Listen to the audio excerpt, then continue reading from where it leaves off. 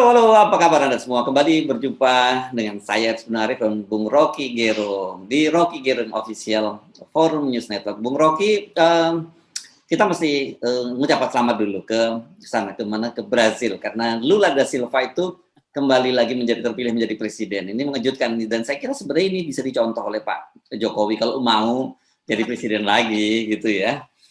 Iya, mesti ada jeda lah. Itu Lula Ya. berapa tahun? 10 tahun ya jeda itu ya. 8 tahun kalau di sana kan, 2 periodenya, ya 4 tahun. Ya. Jadi udah ada jeda sehingga bisa bikin evaluasi. Kan ada kematangan juga. Ya. Walaupun Lula pernah dibui di penjara karena dianggap korupsi. Ya. Tapi kemudian publik Brasil menganggap bahwa politik harus kembali pada sesuatu yang agak kiri gitu kan. Kan Lula kan orangnya kiri tuh. Kiri ya. Waktu dia terpilih semua Indonesia mengeluhkan tuh. Terutama kalangan kiri Indonesia. Sampai akhirnya dia dibui karena korupsi kan. Nah itu soalnya. Tapi kemudian udah selesai, lalu dia menganggap bahwa dia masih dibutuhkan karena memang rusak ekonomi Brasil itu. Dan yang Bolsonaro adalah dari kanan. Jadi bandul itu selalu dari kiri ke kanan. Ya. Itu pentingnya sebetulnya orang jadi semacam tradisi. Mungkin Lula terinspirasi dari Mahathir yang umur yang udah 90-an, Lula udah 70 lebih, masih balik lagi itu. Jadi banyak inspirasi. Jadi Pak Jokowi kan masih berapa, mungkin baru 60-an itu. Jadi masih ada waktu lah 10 tahun depan untuk nyalek lagi. Pada saat itu Pak Jokowi meresmikan ibu kota baru tuh. Jadi tunggu 10 tahun Pak Jokowi. Yes. Karena ada presiden dan itu hal yang bagus. Walaupun itu melemahkan sifat sirkulasi yang dipercepat. Tetapi memang rakyat memang memilih Lula, jadi mau diapain walaupun menang tipis. Iya. Dan Lula waktu dia 2 periode jadi presiden, relatif dia dinilai berhasil ya mengentaskan kemiskinan di Brazil. Itu yang harus kita mention juga. Oh ya, itu Lula dari segitu dia berhasil, dia memberi banyak kenikmatan pada kalangan buruh, kelas bawah itu, karena itu dia sangat populer tuh. Dan saya kira popularitas Lula itu fenomenal pada waktu itu, mungkin 80% itu tinggi sekali itu. 87%, ya. Ketika dia 87%, Pak. Iya. Ya, kalau Pak Jokowi sekarang mungkin tinggal 27% itu. Jadi karena legitimasi Pak Jokowi kan udah diambil oleh Ganjar itu. Jadi saya kira itu pentingnya, pemimpin itu dia mesti bikin refleksi dan sangat mungkin Pak Jokowi terpilih lagi kalau betul-betul per hari ini Pak Jokowi memperlihatkan dia didukung oleh 87%. Jadi Pak Jokowi akan meninggalkan gelanggang politik dengan nama baik tuh, bukan dengan utang yang banyak itu. Ya. Jadi itu yang disebut kalau dalam tradisi demokrasi disebut approval rating ya. Jadi tingkat persetujuan publik terhadap pemerintahannya gitu. 87% itu tertinggi sepanjang sejarah Brasil dan wajar kalau dia bisa comeback lagi. Jadi sekarang Pak Jokowi mulailah ngitung-ngitung gitu. Sekarang apakah bisa nanti kan kayak kemarin dia juga punya mentor kan punya binaan yang namanya Dilma Rousseff ya. Gitu dan mentornya dikalahkan. Ya.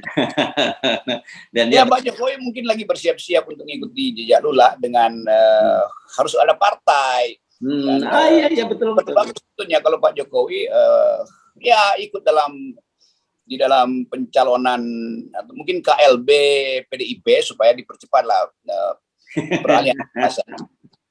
Kita cuma usulkan karena kalau Pak Jokowi mempersiapkan diri untuk tampil seperti Lula 8 tahun yang lalu, itu artinya Pak Jokowi mesti menguasai PDIP. Jalan masuk akalnya begitu. Di luar itu maka dianggap Pak Jokowi. Kan Pak Jokowi mesti pelihara terus reputasi politiknya dengan memimpin PDIP. Kira-kira begitu. Iya. Oke, karena Anda mau ngomongin KLB PDIP, nah, kita akan bahas itu. Tapi saya kira kita penting juga sampaikan informasi hari ini.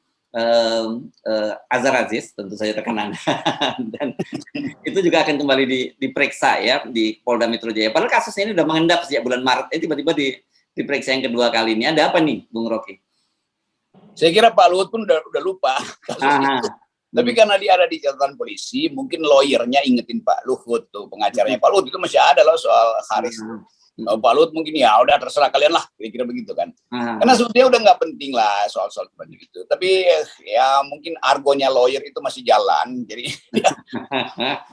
Ya kan biasa itu kan dianggap ini kasus loh, ini masih mungkin ada uang berperkara tuh. Tapi saya kira Pak Luhut cukup bijak untuk melihat bahwa keadaan kita secara politik itu tidak, ya, nggak usah nambah gaduh lah kira-kira.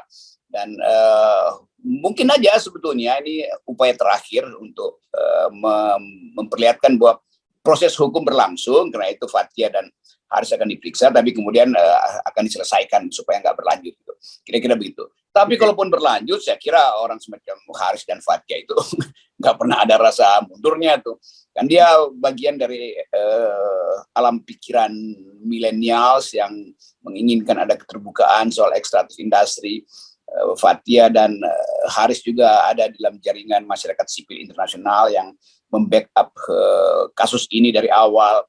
Banyak dokumen yang mereka peroleh. Tapi buat saya proses-proses menjelang pemilu memang banyak hal yang tiba-tiba dimunculkan kembali itu.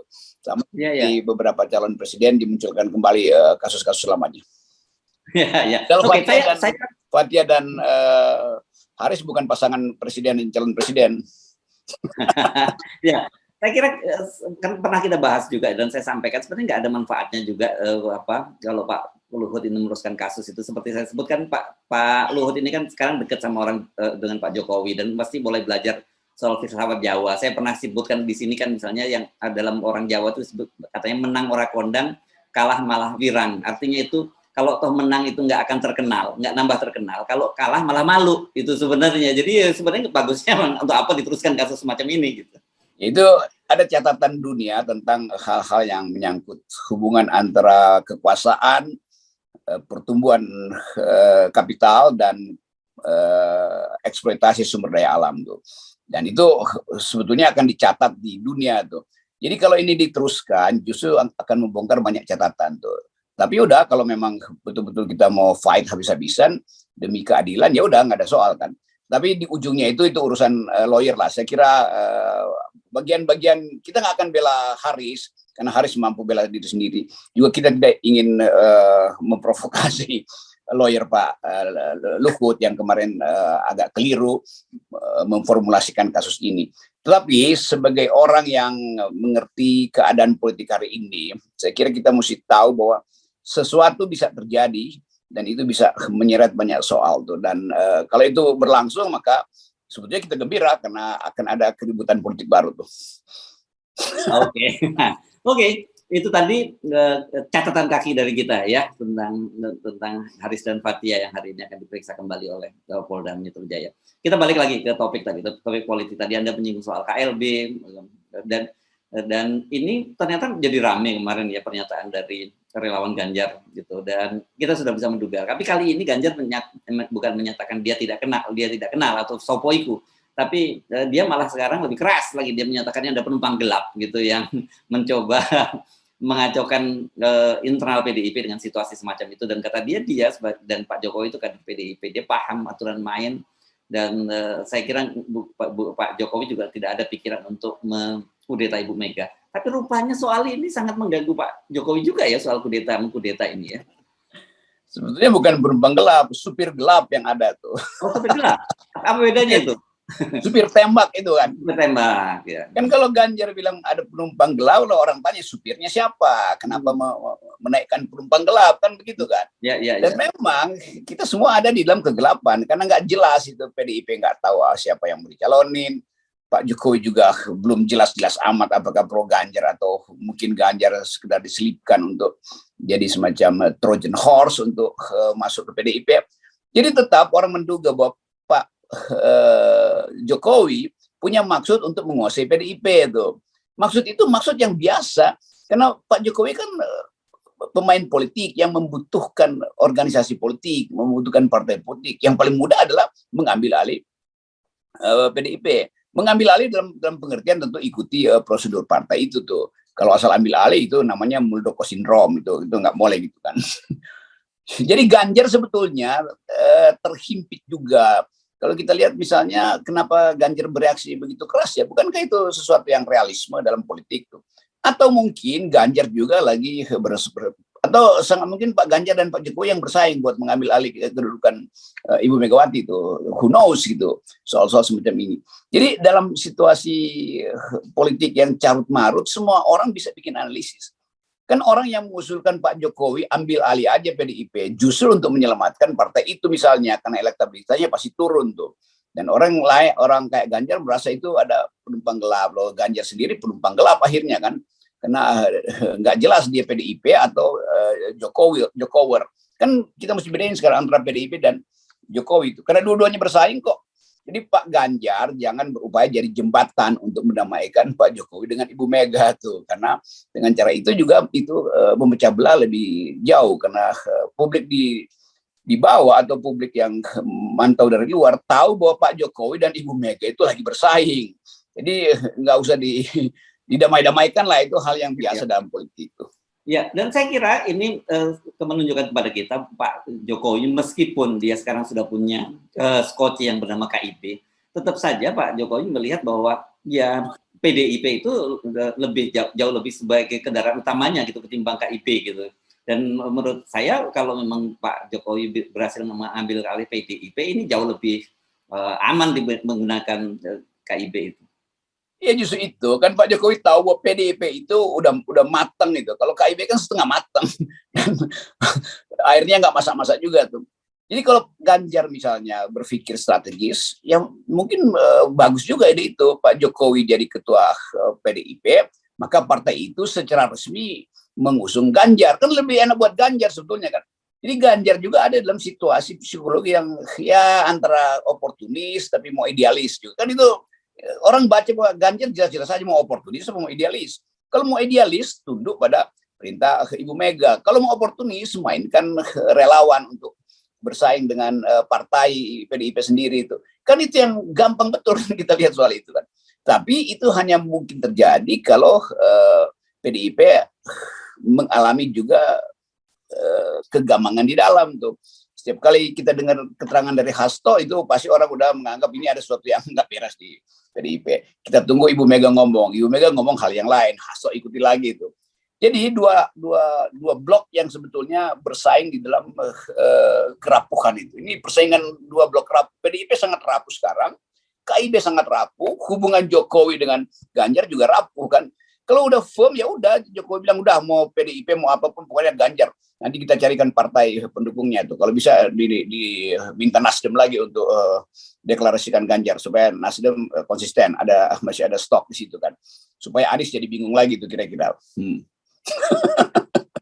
Iya. Nah, itu kan kelihatan sekali ya bagaimana PAN ini ngotot udahlah Ganjar dengan RK gitu. Dan ini kan tentu saja menyinggung Erlangga lah. Emang gua yang paling big brother dianggap nggak apa, bukan siapa-siapa nih, kan gitu.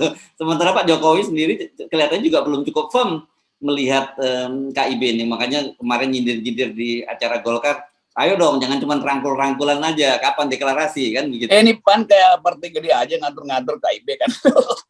Itu dia orang senyum-senyum aja, ini ngapain tuh? Udah Ganjar dan Ridwan Kamil itu juga melemahkan Kang Emil. Saya ingin Ridwan Kamil itu tampil mandiri di situ sebagai calon presiden lah kan.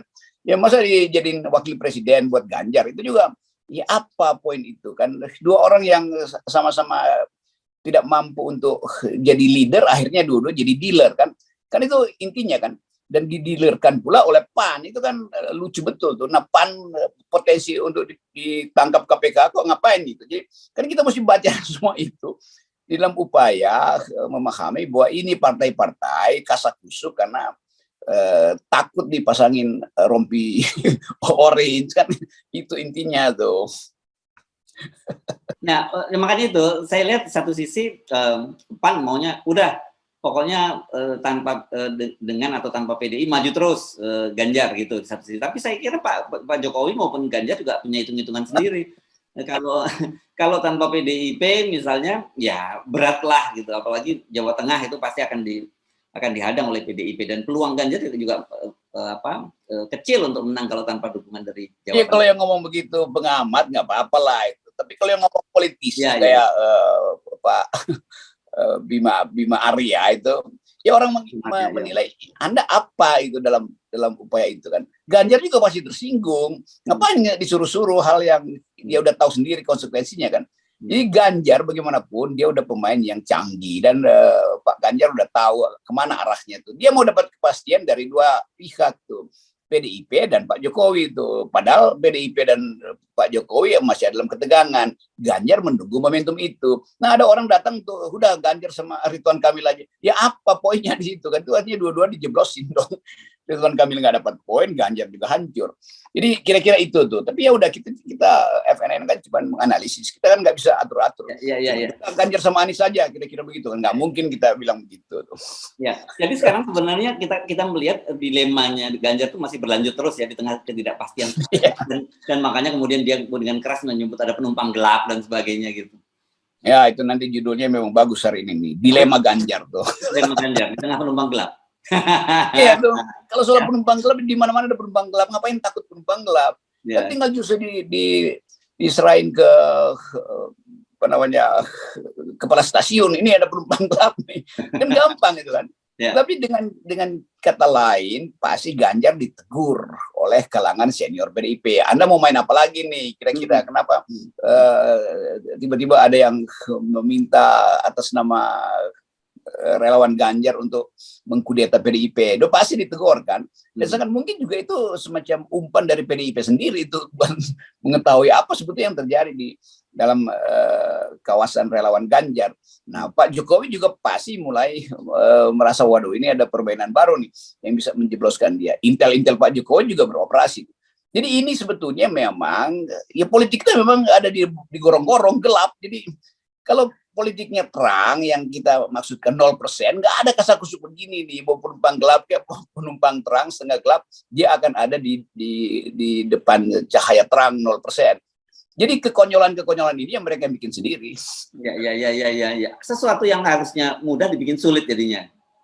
Iya, sesuatu yang gampang diurai tapi dibuat kusut karena tadi dilema. Jadi Pak Jokowi dilema, Ibu Mega dilema, Ganjar dilema, semua dilema tuh. Yang nggak dilema cuman PSSI. Oke, PSSI nanti kita omongin sendiri. Baik, Bung Rocky, terima kasih dan kita terus kawal terus dengan soal ini dengan 0%. Ya, ini sumber dilemanya. Yes, oke. Sumber itu pemecahan dilema, bukan. Ya, ini akan memecahkan dilema itu. Yes, thank you. Yes.